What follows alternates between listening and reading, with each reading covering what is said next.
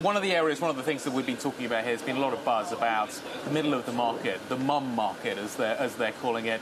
I think Steve Hazy wants to call the new aircraft from Boeing 797. But whatever it is, are you going to be providing an engine for it? Well, so first of all, let's talk a little bit about the market.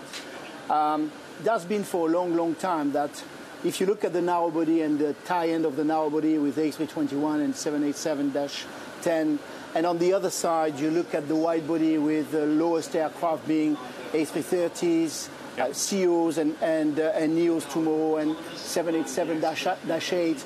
There is quite a big gap between the two, and the question has been quite long, going backwards. Is there a market in the middle? Now, and that market has been basically used by the 757 historically, and they have been bet for quite a long time over potential replacement of 757. Yeah. Now, the problem is, once you start to position something in between, what market are you really trying to serve?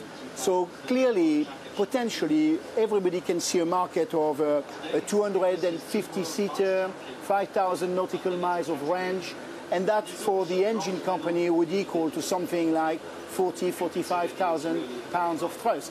And that's the market, the way it is positioned. We are looking at this as a company, of course. I mean, we are producing large engines, and for us, we are adjacent to the market through the top end of that market. So we are clearly looking at any possibilities, and we are just waiting to understand what Boeing will do when they do it, and also to a certain degree, because it is a market, how will Airbus react to this?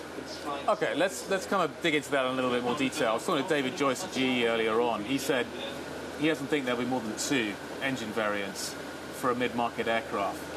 Yeah, that's really a question for Boeing. When they do it, if they do it. Could you see 3 engine options? I think 3 engine options in the past have not proven very successful for the industry. But now, is it 2? Is it 1? Nobody knows really. So I think all options are open. And I would say, again, if Boeing decides, because this is not a certainty yet, but if Boeing decides, then Boeing will have to decide how they do serve the market, how big is the market, and we will have our own assessment as to does it make sense for us to invest on this or not. Okay, let's talk about the 380. Airbus have put some nice little winglets on the end that gives them 4% fuel efficiency, changing the aerodynamics.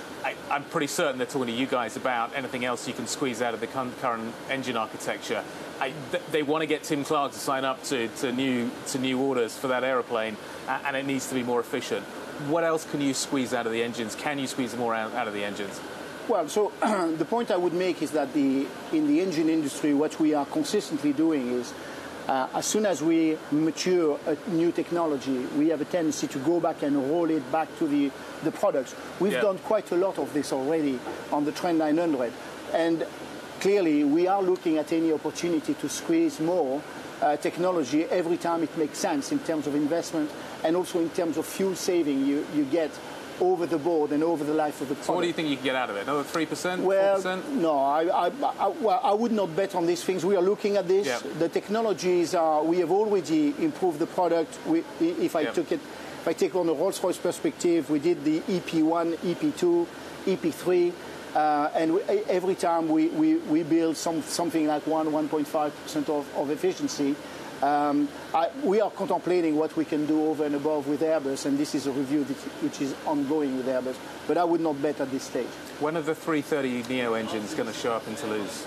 So the 330neo engines are in Toulouse today. Right, they're a bit late. Yeah, they are. We are a bit late. We are about 3 months late. We had a failure during the engine test, and that pushed us slightly over the edge of 3 months.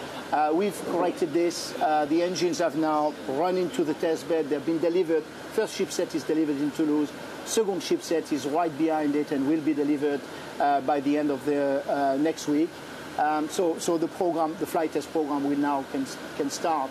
And I hope we are really delighted to have the 330neo in the air and really be able to start to concretize. And I know that there is a lot of customers waiting for that as well. Absolutely. Final question. Let's talk about Airbus and Boeing. They seem to want to get into the servicing market and the aftermarket, and that's kind of your space. Well, okay. The margins are good, and you kind of it's a good business. Yes. How's that going to affect you? How's it going to affect your relationship with them? So a few things. First is in our case, I mean, they will get to the airframe and system market. I don't think there is any willingness from Boeing or Airbus to access the engine market. Yeah. And we are doing that side to side with them.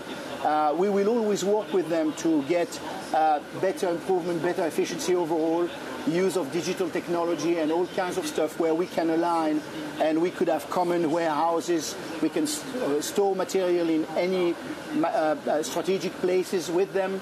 And we've done these things for quite a long time. So I think we are delighted actually to see the airframer coming into that side of the market on their own as well. And we are working with them. The engine is complicated, as you know. There is a lot of IPR, which is within the designs of the parts and everything.